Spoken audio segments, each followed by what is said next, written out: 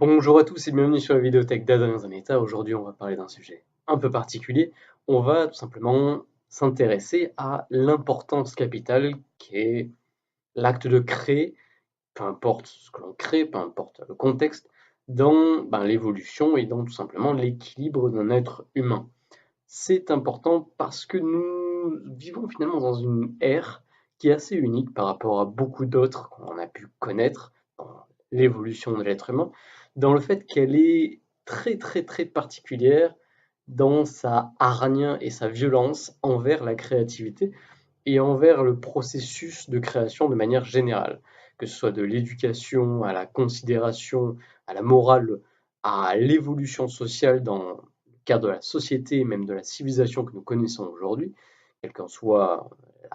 l'origine est ou ouest, nord ou sud,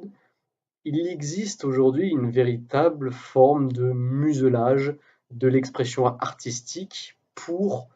favoriser une forme beaucoup plus structurée, disciplinée et, on va dire, mécanique de l'approche humaine et de ce qu'il apporte au monde. Ainsi, aujourd'hui, essentiellement, on va favoriser on va dire, les moules et les strates. C'est-à-dire que même lorsqu'on va parler d'art, généralement, on va s'intéresser uniquement au métier. C'est-à-dire l'art est fait par un artiste.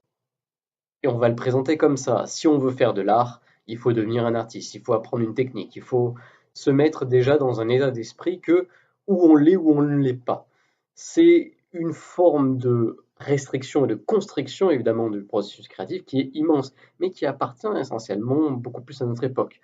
À n'importe quelle autre période de temps, on va généralement considérer l'art comme une partie de la vie et puis éventuellement en considérer un peu plus loin comme un métier, mais même considérer l'art comme un métier, ça va être assez secondaire. Aujourd'hui, on considère que si on veut faire de l'art, il faut être un artiste. Et que même lorsqu'on est un artiste, il faut vraiment se spécialiser dans un type d'art pour être valable et pour être, on va dire, marketable. C'est-à-dire, on va pouvoir se vendre mieux en se considérant dans un champ de spécialisation, comme dans n'importe quel champ finalement. Et c'est en soi quelque chose d'assez aberrant quand on comprend l'essence même de ce qu'est la création. L'acte vraiment de modeler quelque chose de ses mains, et encore une fois je le répète, c'est-à-dire que ça peut être n'importe quoi, ça peut être quelque chose qui a une structure bien définie dans l'esprit des gens, comme un écrit, comme un tableau, comme une sculpture, ou ça peut être quelque chose qui est un mix un peu de tout, ça peut être ce qu'on appelle une performance artistique, ça peut être tout simplement une forme orale de création, ça peut être quelque chose d'éphémère, ça peut être quelque chose de permanent, ça peut être à peu près n'importe quoi qui a une dimension ben, unique et individuelle, puisque c'est ça finalement qui est important dans le processus artistique, et au-delà artistique, créatif, même s'il n'a pas de dimension artistique en soi, c'est qu'il soit finalement une expression de qui vous êtes. Et c'est là qu'on touche vraiment le processus créatif dans son esprit vital, dans la vie de n'importe quel être humain, au-delà du métier, au-delà de la considération, au-delà même de son partage quelque part, c'est l'esprit expressif de qui vous êtes qu'il va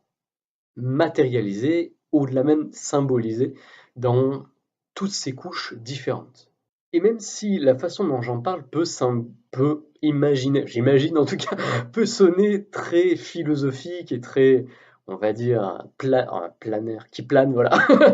et qui va planer à des milieux, en fait, c'est très très très simple et très concret. Il faut juste regarder les différentes couches du processus créatif. Le processus créatif, c'est à la fois l'expression de qui vous êtes en tant qu'identité,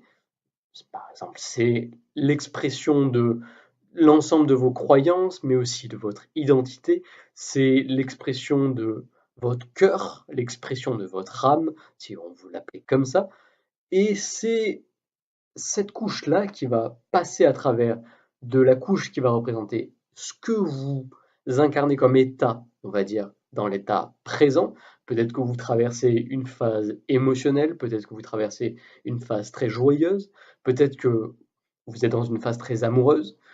et qui va enfin s'exprimer à travers ce que vous incarnez physiquement. Peut-être que vous êtes quelqu'un qui a passé sa vie à parfaire un certain art, qui a passé sa vie dans un endroit, qui a passé sa vie dans un certain type de fréquentation, dans un certain type de village, dans un certain type de ville, dans une certaine communauté. Donc, ces trois couches vont finalement passer, un peu comme de l'eau qui passe à travers une roche volcanique de différentes strates, va se faire diluer, filtrer, pour sortir à travers votre main, votre bouche, à travers votre corps d'une façon parfaitement unique. Je pense que vous l'avez bien compris à ce stade-là, cette unicité, cette seule et unique façon que vous avez de faire les choses, eh ben, c'est l'expression, encore une fois, de qui vous êtes au plus profond. Et vous n'avez pas vraiment besoin de comprendre qui vous êtes de manière absolue pour pouvoir créer quelque chose. Et au contraire, pouvoir créer quelque chose, c'est l'occasion d'avoir un retour et un regard sur ce que vous incarnez dans sa globalité. Donc c'est non seulement un outil de travail sur vous et d'évolution, mais c'est aussi une façon de prendre votre place. Et je le répète encore une fois, ça n'a pas à être quelque chose pour lequel vous êtes payé, ça n'a pas à être quelque chose pour lequel vous consacrez l'intégralité de votre temps, mais c'est quelque chose qui est important pour garder votre équilibre, un peu comme non seulement un miroir de vous, comme l'écho de la montagne lorsque vous criez, le fait qu'il revienne vers vous et que vous entendez un peu votre propre voix distordue avec le contexte, c'est quelque chose qu'il est primordial d'insérer dans n'importe quelle vie, puisque c'est aussi une façon de vous toucher, vous, au plus profond de vous-même, sans avoir vraiment à le faire physiquement ou spirituellement à travers des millions et des millions d'heures de méditation ou à travers un investissement qui n'est pas nécessairement celui que vous voulez dépenser pour vivre votre vie de manière équilibrée et harmonieuse. La création est quelque chose qui fait partie de tous les êtres humains et c'est une façon non seulement de contribuer à la société, c'est aussi une façon de contribuer à votre vie, même de manière, on va dire, dans le background, dans le fond, à travers votre propre évolution inconsciente et à travers la conscientisation et le partage de qui vous êtes. Quoi qu'il en soit, merci d'avoir regardé cette vidéo, j'espère qu'elle vous aura apporté quelque chose. Si ça a été le cas, je vous invite à mettre un pouce en l'air, à commenter, à partager la vidéo, à vous abonner à ma vidéothèque pour vous tenir au courant de mes actualités, ou aller voir sur le site creativelyspiritual.com qui est mon site où vous trouverez mes écrits, vous trouverez aussi d'autres formes comme ce que vous pouvez trouver sur ma vidéothèque secondaire, hein, de vidéos ou de partage hein, de tout type de création justement. Et en attendant de vous retrouver sur une prochaine vidéo, que l'amour soit votre guide.